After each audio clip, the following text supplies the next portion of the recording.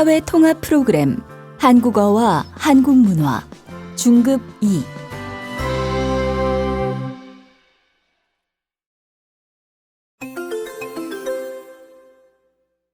듣기.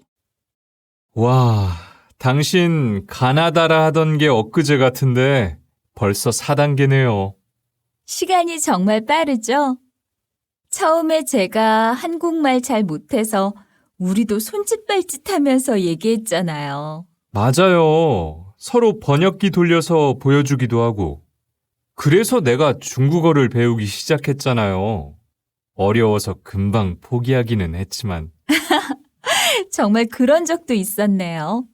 당신이 열심히 사회통합 프로그램 수업을 들은 덕분에 우리가 이렇게 편하게 대화할 수 있게 된 것 같지요? 네, 그런 것 같아요. 사실 처음에는 멀리까지 수업을 다니느라고 힘들어서 그만두고 싶기도 했어요. 그런데 어떻게 꾸준히 수업에 다녔어요? 어느 날 어떤 선배 언니가 한국 생활 적응을 위해서는 언어가 제일 중요하다고 절대로 그만두지 말라고 하면서 고진감래라는 말을 해줬어요. 무슨 일이 있어도 사회통합 프로그램 수업은 끝까지 들으라고요. 고진감래, 고생 끝에 낙이 온다는 옛말이 정말 맞네요, 맞아.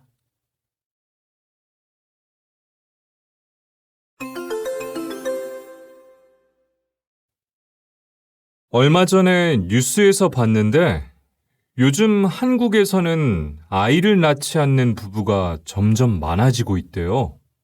우리 고향도 비슷해요.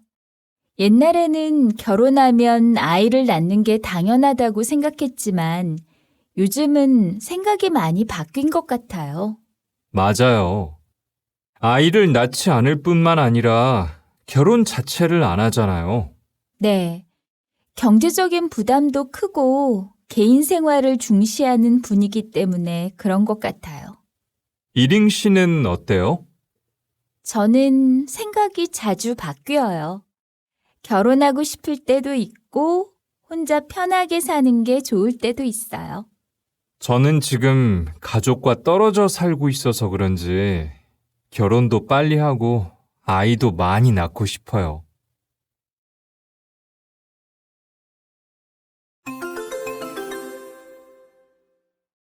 안녕하십니까? 생활 속의 과학 시간입니다.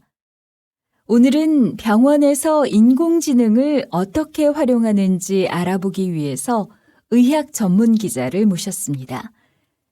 인공지능은 병원에서 어떤 역할을 하고 있습니까? 인공지능의 가장 큰 역할은 환자를 진료하고 그 결과를 분석해서 환자의 아픈 곳을 찾아주는 겁니다. 또한 환자에게 맞는 치료 방법을 의사에게 조언하기도 합니다. 그렇게 되면 의사의 일자리가 줄어드는 것은 아닐까요? 그렇지 않습니다. 의사의 일자리가 줄어드는 것이 아니라 역할이 달라지는 겁니다. 지금까지는 의사가 직접 환자를 진단하고 처방하는 일을 하곤 했습니다. 그런데 이제는 인공지능이 환자의 정보를 수집하고 분석하면 의사는 그 정보를 활용하여 정확한 치료 방법을 결정합니다. 인공지능 때문에 의사의 일자리가 줄어드는 줄 알았는데 그게 아니었군요. 앞으로는 인공지능 덕분에 환자가 보다 높은 의료 서비스를 받을 수 있겠네요.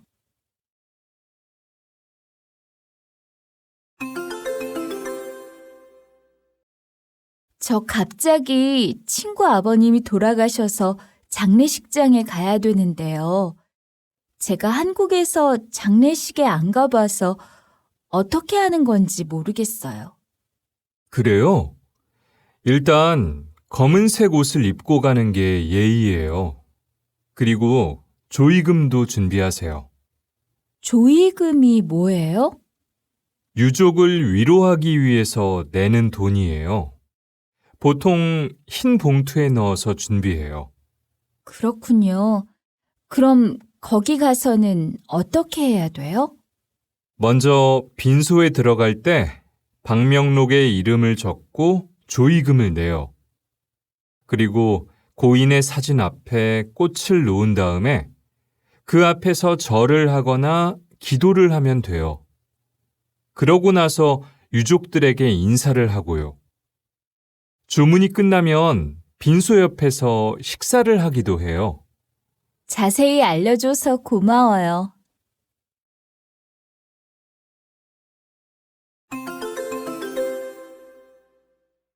안녕하십니까? 오늘 강의에서는 10월 9일 한글날을 맞아 한국의 문화유산 한글에 대해 다시 한번 생각해보고 여러분이 한글을 처음 배울 때 경험에 대해서도 이야기해 보겠습니다. 여러분, 현재 우리는 말을 글로 쓰는 것이 당연한 시대를 살고 있습니다. 하지만 만약 우리가 하는 말을 기록하는 문자가 없다면 어떨까요? 한글이 만들어지기 이전에 한국 사람들은 어땠을까요? 그렇습니다. 한국어를 기록하는 고유의 글자가 없어서 백성들이 무척 불편함을 겪었습니다. 그래서 세종대왕은 집현전 학자들과 함께 문자 생활을 편하게 하도록 하기 위해 한글을 창제하게 되었습니다. 한글은 전 세계적으로 우수성을 인정받고 있는 과학적인 문자로 알려져 있습니다. 여러분도 잘 알고 있는 것처럼 한글은 소리 글자이고 자음과 모음으로 이루어져 있습니다. 모음은 하늘, 땅, 사람의 모양을 바탕으로 기본 문자가 만들어졌습니다. 또 자음자는 발음기관의 모양을 본떠 기본 문자가 만들어졌습니다. 이런 원리를 잘 알면 한글을 배우기가 더 쉬워집니다. 여러분은 한글을 이해하고 배우는데 얼마나 걸렸습니까? 여러분이 알고 있는 다른 문자와 한글은 어떤 차이점과 공통점을 가지고 있습니까?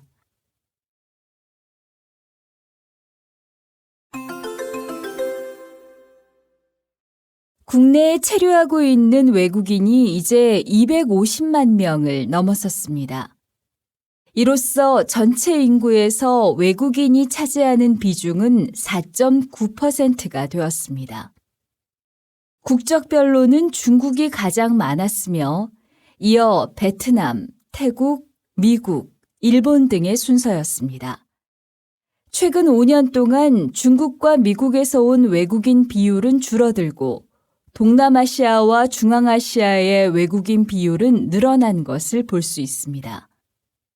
체류 외국인 중에서는 취업을 목적으로 한국을 찾는 사람이 가장 많았으며 그 다음으로 유학생과 결혼 이민자 순으로 나타났습니다. 이러한 국내 체류 외국인들의 증가로 저출산 고령화로 인한 일손 부족 문제를 해결할 수 있을 것이라는 기대를 하기도 합니다. 그러나 또 한편으로는 내국인과 외국인 사이에서 일어날 수 있는 갈등에 대해 우려하는 것이 사실입니다. 그러나 이제 다문화 사회로의 변화를 막을 수는 없으며 막아서도 안 됩니다. 우리에게 남은 과제는 서로에 대한 이해와 배려로 함께 가는 다문화 사회를 만들어가는 것입니다.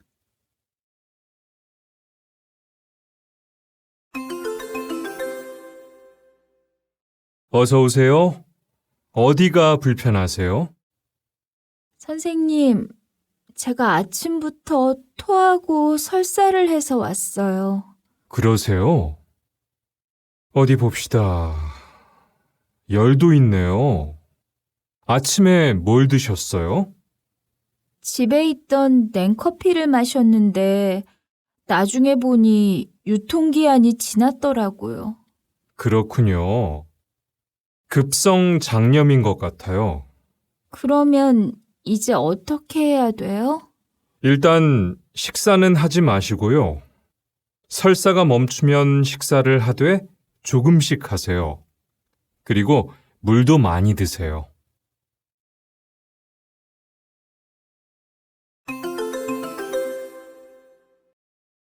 애나 씨, 어제 뉴스를 보니까 은행 고객들의 개인정보가 유출됐다면서요?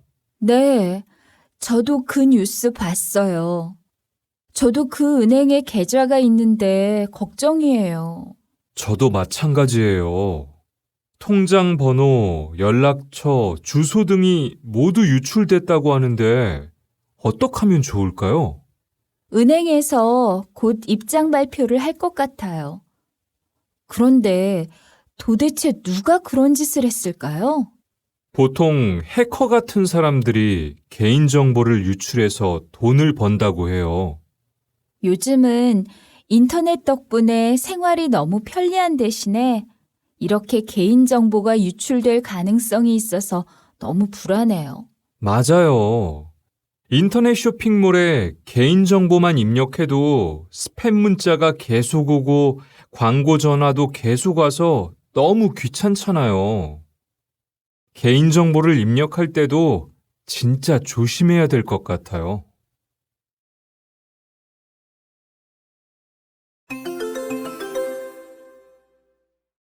애나 씨, 그 이야기 들었어요?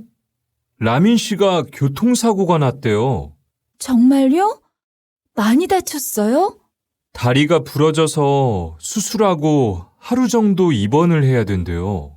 아이고, 그런데 어떻게 하다가 사고가 났어요? 라민 씨가 휴대전화를 보면서 걸어가다가 오토바이가 달려오는 것을 못 보고 부딪혔대요.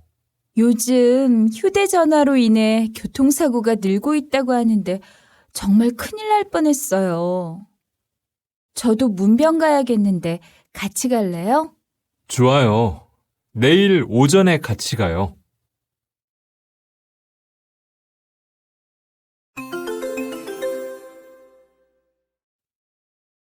거래처하고 중요한 회의가 있다고 들었는데 잘 끝났어요? 아니요. 열심히 준비했는데 결과는 별로 안 좋았어요. 왜요? 무슨 일 있었어요? 제가 제안을 하면서 의견을 좀 직설적으로 말했더니 거래처 사람들이 좀 불쾌해하는 것 같았어요. 그래서 저도 좀 당황스러웠고요. 그랬군요. 어떤 경우에는 부드럽게 말하는 게 더 효과적일 때가 있어요. 네. 때와 장소에 맞게 말하는 게 중요하다는 건 아는데 제 한국어 실력이 부족하니까 쉽지 않네요. 회의 때문에 걱정 많이 했는데 그렇게 끝나서 많이 아쉽겠어요.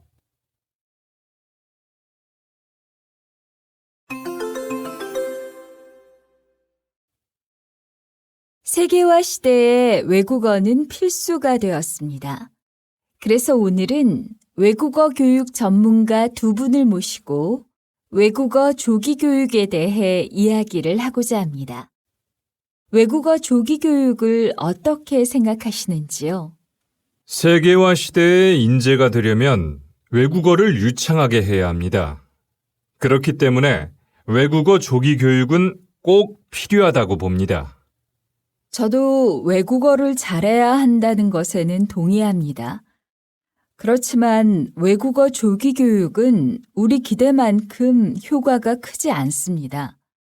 연구조사 결과에 따르면 3에서 6세에는 집중력이 부족해서 학습이 제대로 이루어지지 않는다고 합니다. 저는 그렇게 생각하지 않습니다. 유아기와 아동기에는 새로운 것에 대한 호기심이 강해서 외국어를 쉽게 익힐 수 있습니다. 하지만 이 시기가 지나면 다른 언어에 대한 거부감이 커지고 언어 습득력도 떨어진다는 연구가 있습니다. 물론 그런 관점도 있지만 너무 어린 나이에 외국어를 배우게 되면 학습에 대한 흥미를 잃을 뿐만 아니라 스트레스를 받을 수 있습니다. 그러면 오히려 부작용이 생기기 마련입니다. 언어는 어릴 때 배울수록 정확하게 발음을 할 수 있습니다. 이때를 놓치면 발음을 효과적으로 배울 수 없습니다. 그렇지만 무분별한 외국어 조기 교육으로 아이들은 모국어조차 제대로 습득하지 못할 수도 있습니다.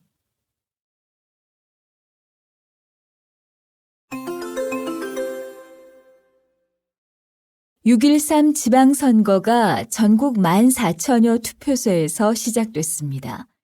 먼저 서울 여의도 투표소를 연결해 투표 상황을 알아보겠습니다. 양지호 기자, 투표가 이제 막 시작됐죠? 네.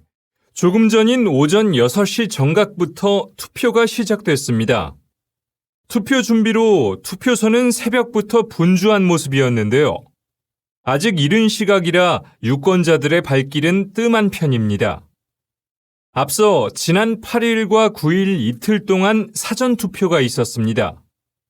전국 투표율이 20.14%였지만 서울은 19.1%, 경기와 인천은 17%대로 모두 전국 평균을 밑돌았습니다.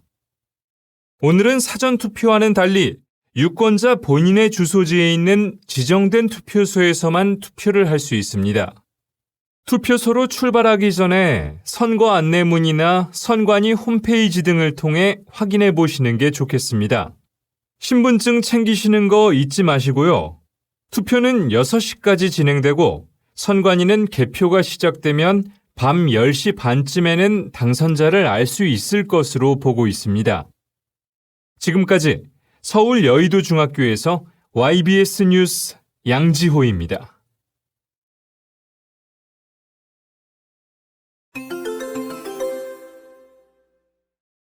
오늘 수업에 왜 늦었어요? 쓰레기를 버리는데 따로따로 분리해서 버리느라 생각보다 시간이 많이 걸렸어요. 그랬군요. 라민 씨는 쓰레기 분리배출이 어렵지 않아요?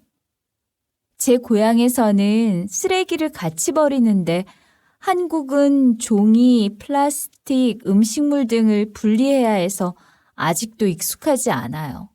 저도 음식물 쓰레기를 버릴 때에는 많이 헷갈려요. 과일씨, 고기뼈, 딱딱한 껍질, 찻잎 등은 일반 쓰레기라는데 기억하기가 쉽지 않아요. 맞아요. 저는 요즘 플라스틱 제품을 버릴 때 한번 물에 씻어버리고 스티커를 떼어서 버리고 있어요. 좀 귀찮지만 쓰레기도 줄이고 환경 보호도 할 수 있으니까 열심히 하려고요. 맞아요. 요즘 환경오염이 심각해서 저도 분리배출을 더 열심히 하고 일회용품 사용도 줄이고 있어요. 우리가 이렇게 열심히 노력하는 한 환경오염으로 인해 생기는 문제들을 줄일 수 있을 거예요.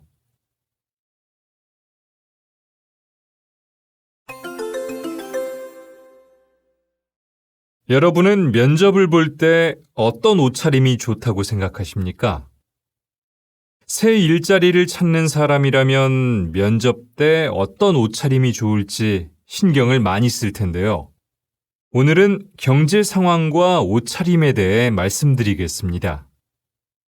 전문가들은 불황일수록 단정한 옷차림이 취업에 더 유리하다고 조언합니다. 즉, 경기가 좋지 않을수록 옷을 단정하게 입어야 한다는 겁니다. 반면 경기가 좋을 때는 캐주얼하거나 눈에 띄는 옷차림이 자유분방한 사고를 가진 것으로 보이기 때문에 좋은 평가를 받을 수도 있다고 합니다. 그 이유는 무엇일까요? 경기 침체기에는 채용 담당자들이 보수적인 사람들로 구성되므로 튀는 사람을 피하려고 하는 경향이 있습니다. 단정한 옷차림은 신뢰감을 주고 안정된 느낌을 주기 때문에 불황기의 옷차림으로 적절하다는 것입니다. 단, 전문가들은 단정하게 입더라도 너무 시대에 뒤떨어지는 옷차림이 되지 않도록 신경을 쓰라고 조언합니다. 이상으로 최정희 기자였습니다.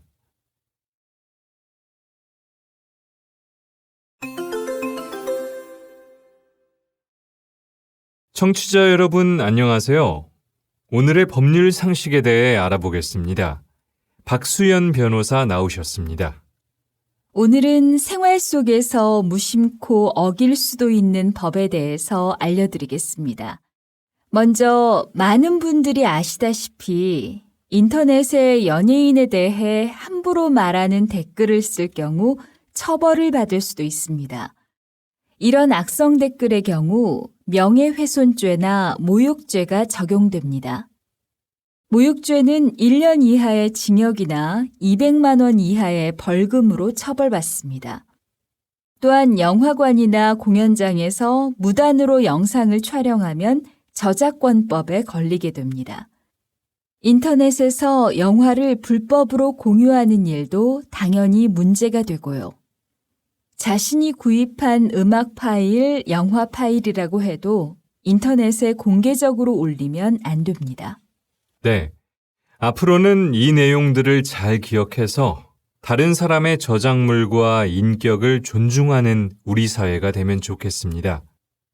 모두의 작은 실천이 모여 살기 좋은 사회가 만들어지는 법이지요. 다음 시간에는 경제 문제와 관련된 법에 대해 알아보겠습니다. 그럼 오늘 순서 마치겠습니다.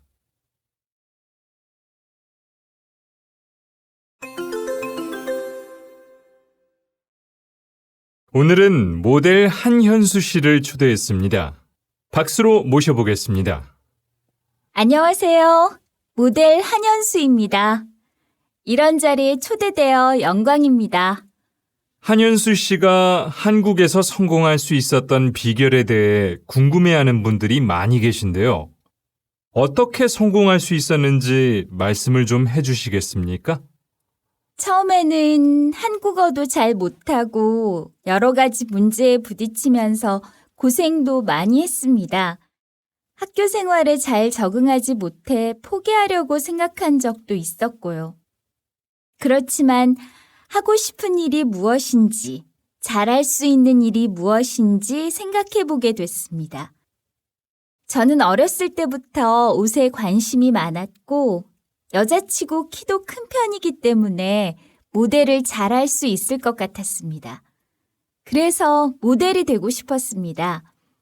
그렇게 마음먹은 후에 처음에는 모델로 성공할 수 있을지 막막했지만 그 꿈을 이루기 위해 많은 노력을 했고 무대에 모델로 설 수 있었습니다. 마지막으로 한현수 씨처럼 꿈을 이루기 위해 노력하고 있는 분들에게 한 말씀 해주시겠습니까? 힘든 일이 있어도 포기하지 않고 노력하면 안 되는 일이 없는 것 같습니다. 그리고 항상 긍정적으로 생각하다 보면 언젠가 꿈이 이루어질지도 모릅니다.